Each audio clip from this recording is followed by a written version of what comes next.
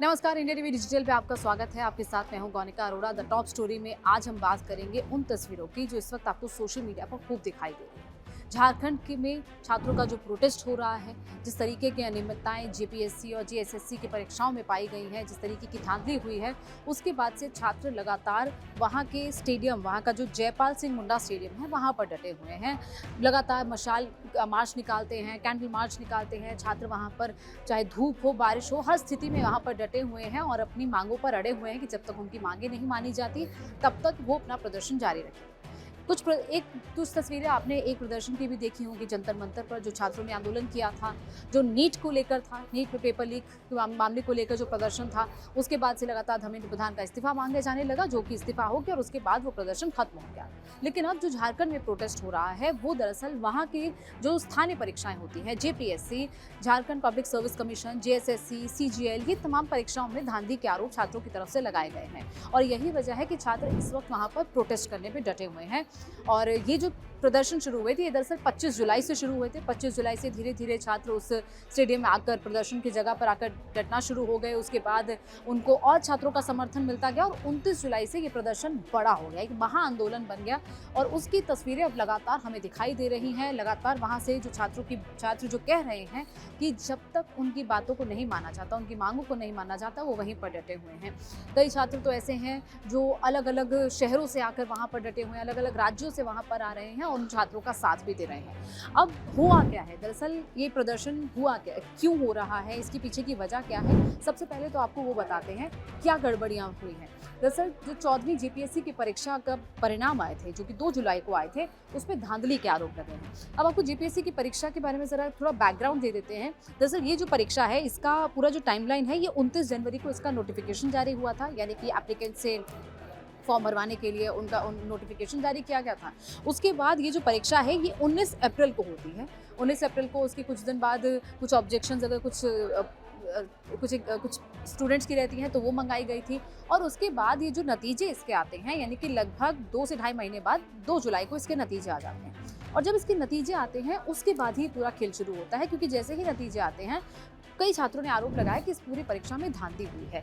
क्योंकि जैसे ही ये परीक्षा का रिजल्ट आता है, कई ऐसे परीक्षार्थी थे जिनको लगा कि शायद उनका नाम आना चाहिए था, उनका नाम नहीं आया। और उसी दौरान एक ओएमआर शीट, यानी कि वो शीट जिस पर आमतौर पर जब भी कोई, अगर आपने एग्जाम दिया हो तो उसमें जब आपको 4 ऑप्शंस दिए जाते हैं तो उन ऑप्शंस को भरने के लिए वो ओएमआर शीट दी जाती है। वो ओएमआर शीट दरअसल एक छात्र की जो कि क्वालिफाई हुआ था उस एग्जाम में, जेपीएससी के एग्जाम में, उसकी वायरल होने लगती है। और उस परीक्षार्थी को लेकर ये कहा गया कि उसने सिर्फ 48 क्वेश्चंस के जवाब दिए थे, उसके बावजूद वो क्वालिफाई कर जाता है। 100 में से सिर्फ 48 प्रश्नों के जवाब दिए हैं, यानी कि वो 50% तक भी अटेम्प्ट तक उसने नहीं किए थे और उसके बावजूद उसका क्वालिफिकेशन हो जाता है एग्जामिनेशन में। उसी के बाद ये लगातार मामला उठने लगा कि जब एक ऐसा स्टूडेंट जिसने सिर्फ और सिर्फ 48 क्वेश्चन ही अटेम्प्ट किए हैं, उसमें से शायद उसके सारे क्वेश्चन सही भी नहीं होंगे, उसके बावजूद उसका क्वालिफिकेशन कैसे हो जाता है। और यही वजह है कि ओएमआर शीट में हेरफेर के आरोप लगने लगे।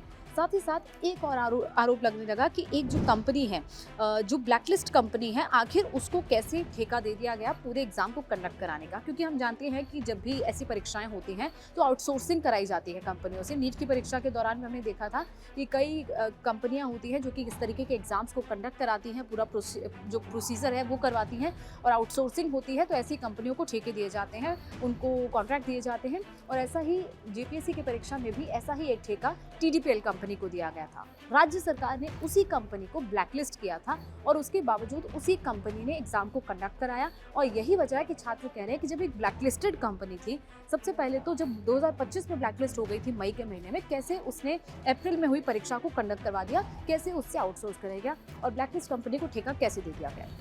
उसके बाद मांग की जा रही है जो परीक्षा से पहले आंसर रटवाए गए और टुकड़ों में जारी किया गया रिजल्ट। दरअसल ये आरोप लग रहे हैं कि कुछ स्टूडेंट्स, कुछ ऐसे परीक्षार्थी थे, कुछ ऐसे अभ्यर्थी थे जिनको नेपाल, बिहार, बंगाल ले जाया गया। उनको पहले से क्वेश्चंस बताए गए। लगभग 120 प्रश्न उस क्वेश्चन पेपर में आते हैं, उसमें से 135 से 150 प्रश्न उनको रटवाए गए थे, जिसमें से 120 प्रश्न हूबहू आए हैं। यानी कि उन्हें पहले ही उन प्रश्नों के बारे में पता चल गया था जो कि एग्ज़ाम में आने वाले थे।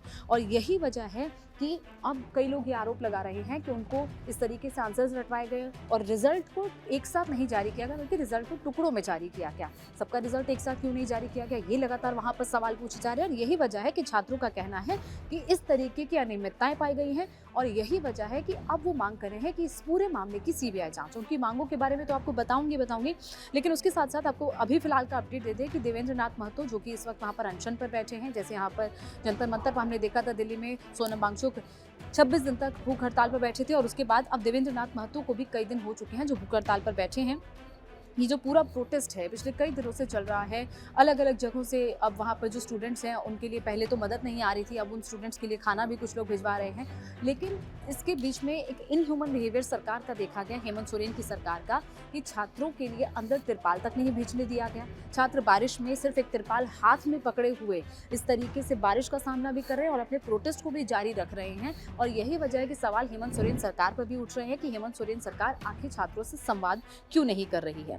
अब जो गड़बड़ियों के आरोप लगे हैं, साथ ही साथ ये भी कहा गया जो कट ऑफ तय की गई है उसमें किसी तरीके की ट्रांसपेरेंसी नहीं की गई है, उसमें गड़बड़ी पाई गई है। जो मेरिट लिस्ट जारी हुई है, यानी कि जो रिजल्ट जारी हुआ है, उसमें कोई जो ऑफिशियल्स हैं उनके सिग्नेचर ही नहीं हैं, जो ऐसे जिम्मेदार अधिकारी उनके सिग्नेचर ही नहीं हैं, तो कैसे एक मेरिट लिस्ट जारी की जा सकती है बिना किसी ऑथराइज्ड अधिकारी के साइन के बिना। और यही वजह है कि छात्र अब मांग उठा रहे हैं कि इस पूरे मामले की सीबीआई जांच हो।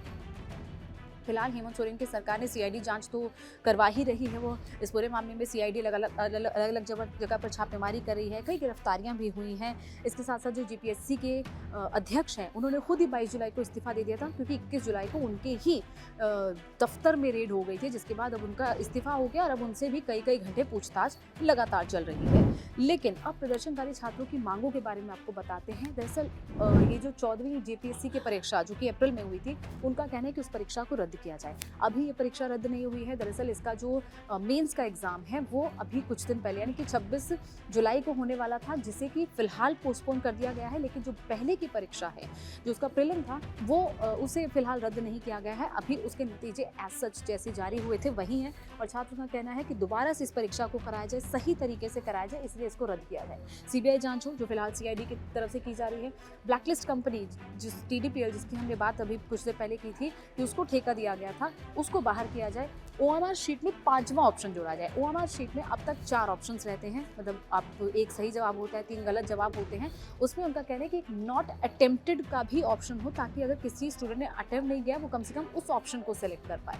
कट ऑफ और मेरिट लिस्ट में ज़्यादा पारदर्शिता लाई जाए, ये छात्रों की मांग है। और इसके साथ साथ जो जिम्मेदार अधिकारी हैं, जिनकी जिम्मेदारी तय होनी चाहिए इस पूरे मामले में, इस पूरी धांधली में, उनको उनके पद से हटाया जाए, उनको सस्पेंड किया जाए, निष्कासित किया जाए।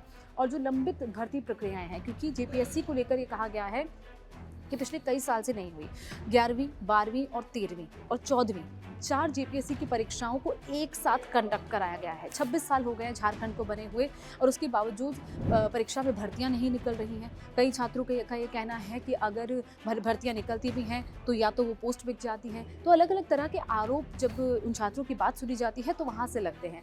लेकिन ये तो बात कही गई है कि 11, 12वीं और 13वीं और 14वीं, ये 4 जो जेपीएससी की परीक्षाएं हैं उनको एक साथ कंडक्ट कराया गया। सोचिए कितने साल तक कई ऐसे अभ्यर्थी हैं जो कि सरकारी नौकरी का इंतजार करते हैं और इस तरीके की परीक्षाओं पर निर्भर करते हैं, कई साल तैयारी करते हैं। जब ऐसे एग्जाम्स ही नहीं होते हैं तो उनकी जो उम्मीदें हैं वो टूटती हैं, और जब इस तरीके से परीक्षा होती भी और उसके बाद ऐसी घटनाएं हो जाती हैं तो छात्रों का मनोबल और ज़्यादा टूटता है। और यही वजह है कि उनका कहना है कि तय समय सीमा में ये सारी जो निर्धारित परीक्षाएं हैं उनको करवाया जाए। वहीं इस पूरे मामले में आपको बता दें कि ये जो पूरा डिपार्टमेंट है शिक्षा का, लिटरेसी का, स्कूल एजुकेशन का, ये हेमंत सोरेन के पास ही है। हेमंत सोरेन ही इस डिपार्टमेंट को देखते हैं, और यही वजह है कि बार बार ये कहा जा रहा है कि हेमंत सोरेन सरकार कम से कम छात्रों से बात करे, उनकी बातों को सुने। हालांकि इससे पहले मुलाकात हुई थी, छात्रों के ग्रुप से हुई थी, लेकिन उसके बावजूद भी छात्रों का कहना है कि कोई खास फर्क नहीं पड़ा, और यही वजह है कि फिलहाल वो धरने पर बैठे हुए हैं।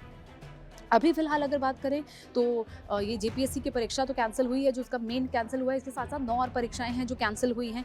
अब तक 11 लोगों को इस पूरे मामले में अरेस्ट किया जा चुका है, और उस स्टूडेंट को भी अरेस्ट किया जा चुका है जिसकी ओएमआर शीट लीक हुई थी, जिसकी ओएमआर शीट सोशल मीडिया पर वायरल हो रही थी। तो लगातार यही मांग की जा रही है कि इस पूरे प्रदर्शन में छात्रों की मांगों को माना जाना चाहिए। छात्र लगातार इस बात पर अड़े हुए हैं, लेकिन इस पूरे मामले में अब राजनीति भी होने लगी है। राजनीतिक पार्टियों को भी कटघरे में खड़ा किया जा रहा है, जिसमें सबसे पहला नाम कांग्रेस का है कि कांग्रेस नीट को लेकर तो बोलती है, लेकिन कांग्रेस की सरकार जब जेएमएम में झारखंड में बनी हुई है जेएमएम के साथ, तो आखिर वो यहाँ पर छात्रों की बात क्यों नहीं करती, यहाँ राहुल गांधी की छात्रों की बात क्यों नहीं कर रहे हैं। इसके अलावा कांग्रेस जनता पार्टी जो जंतर मंतर पर इतने दिन तक एक प्रोटेस्ट को लीड करती रही, उस कांग्रेस जनता पार्टी के नेता क्यों इन छात्रों के साथ आकर झारखंड में धरने पर नहीं बैठ रहे हैं। हालांकि आज अभिजीत दिपके, आशुतोष रांका, इन लोगों ने बात तो की है वहाँ पर बैठे हुए छात्रों से, लेकिन उन्होंने अपना समर्थन भी दिया है, सोशल मीडिया पर पोस्ट भी किया है, लेकिन वहाँ जाने की बात नहीं की। जब सवाल पूछा गया कि आप क्या आ पाएंगे, तो अभिजीत दिपके ने कहा कि उनको टाइफाइड है। लेकिन यही सवाल उठ रहे हैं कि आखिर वो उस प्रोटेस्ट में क्यों नहीं जा रहे हैं। जो राजनीतिक पार्टियां जंतर मंतर पर जा रही थी, वो आखिर यहाँ पर झारखंड में बैठे हुए छात्रों के पास आकर उन्हें अपना समर्थन क्यों नहीं दे रहे। हालांकि ये राजनीति का विषय तो है नहीं, क्योंकि लगातार छात्र अपनी मांगों को लेकर बैठे हुए हैं वहाँ पर, लेकिन इस पूरे मामले पर राजनीतिक पार्टियों को कटघरे में ज़रूर खड़ा किया जा रहा है। लेकिन जिस तरीके से ये छात्र अभी तक डटे हुए हैं, अभी 6 अगस्त को उन्होंने विधानसभा घेराव का भी ऐलान किया है, तो देखना होगा कि क्या उससे पहले ही सरकार और छात्रों के बीच में किसी तरीके का संवाद होता है, और ये जो मांगों के साथ वहाँ पर छात्र धरने पर बैठे हैं, क्या उनकी मांगों को मान लिया जाता है, ये देखना होगा। फिलहाल आज की टॉप स्टोरी में इतना ही। किसी और नई टॉप स्टोरी के साथ हाजिर होंगे। फिलहाल के लिए शुक्रिया।